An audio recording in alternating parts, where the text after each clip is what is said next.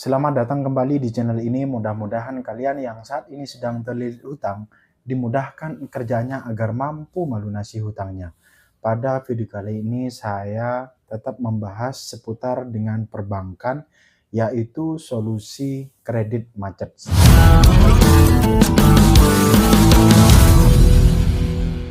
Ada banyak yang bertanya, ditulis di komentar di video sebelumnya tentang mengalami pinjaman yang tidak mampu membayar, bahkan memang sudah tidak sudah nunggak, sudah macet beberapa tahun yang lalu dan sampai detik ini itu masih belum mampu membayar, khususnya pinjaman KUR.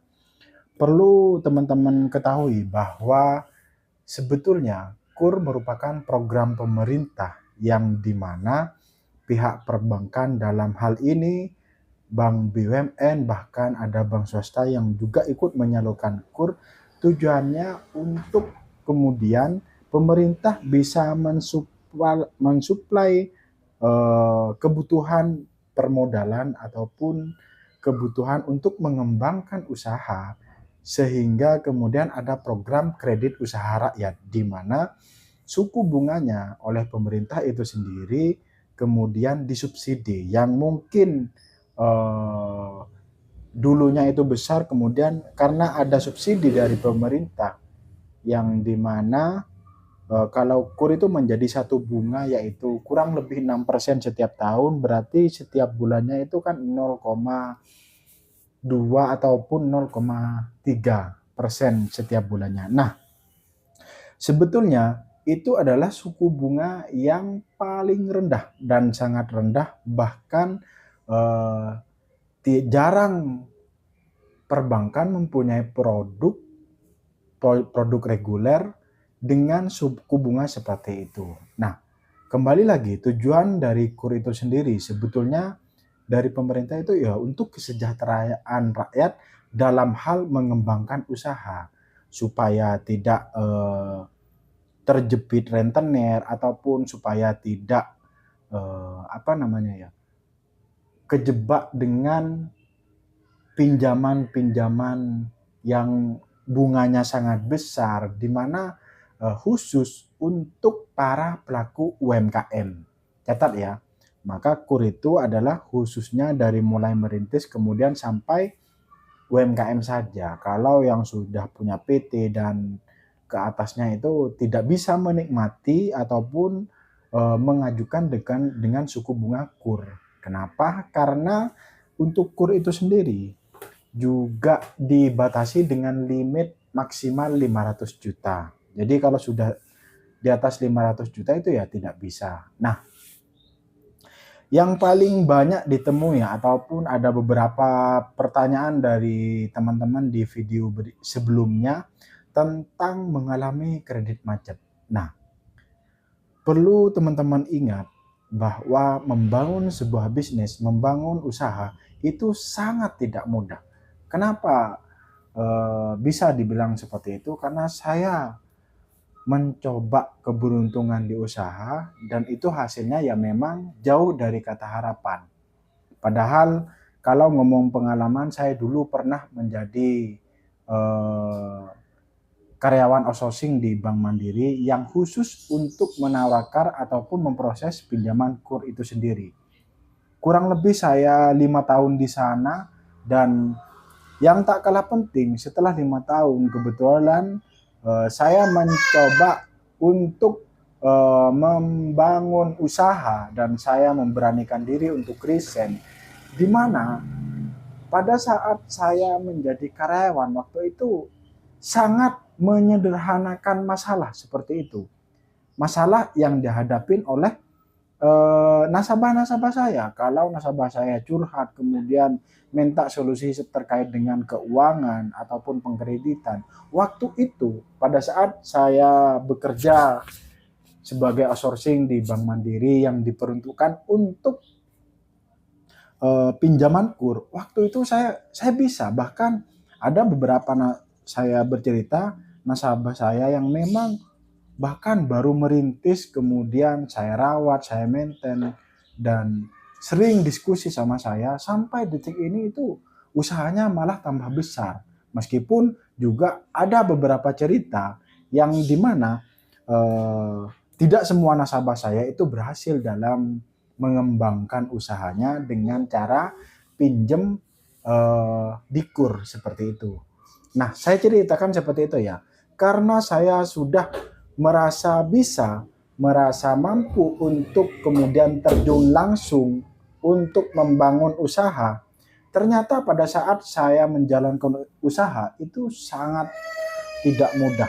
Bahkan saya juga melakukan pinjaman KUR seperti itu untuk mengembangkan usaha. Nah, pada saat saya menjalankan usaha dan saya sudah memutuskan untuk resign seperti itu, saya coba keberuntungan membangun usaha, buka toko sembako, kemudian ternyata usaha itu tidak sesederhana yang saya pikirkan sebelumnya. Ternyata usaha itu banyak lika-likunya yang dulu saya anggap itu sederhana pada saat saya bekerja di Bank Mandiri itu. Singkatnya, usaha pertama saya tutup, kemudian saya masih mencoba untuk usaha kedua yang dimana untuk tidak memerlukan modal yang sangat banyak. Kalau saya gagal di usaha yang pertama itu memerlukan modal yang sangat banyak, kemudian untuk yang kedua ini saya mencoba modal seminimal mungkin. Kemudian saya juga buka tahu petis seperti itu, dan ternyata perjalanannya 1 tahun hampir 2 tahun itu tidak mudah seperti itu, dan sekarang saya putuskan usaha saya tutup, kemudian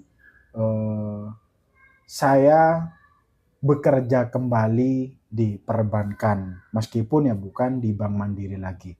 Apa yang mau saya ceritakan teman-teman?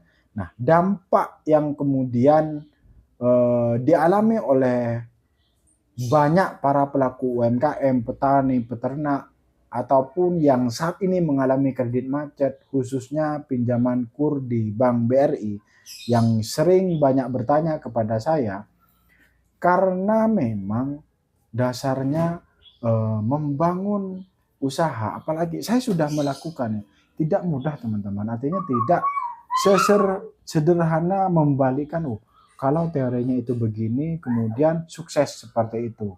Nah, apakah kemudian apa pelajaran bagi saya ya? Saya tidak pernah kemudian menyesal dengan proses saya. Justru saya sangat berterima kasih terhadap proses ini, karena kalau mungkin tidak menjalani proses ini, saya tidak berpengalaman, meskipun memang hasilnya itu mungkin di luar ekspektasi saya, yang dimana awalnya ekspektasinya itu ya gimana usaha ini, bagaimana caranya berkembang, yang kemudian ternyata tidak sesuai harapan seperti itu. Nah, apa yang bisa dilakukan teman-teman pada saat mengalami kredit macet, khususnya pinjaman KUR di Bank BRI, yaitu apa nak? Sebentar ya, tak jelasin ke teman-teman dulu ya nak.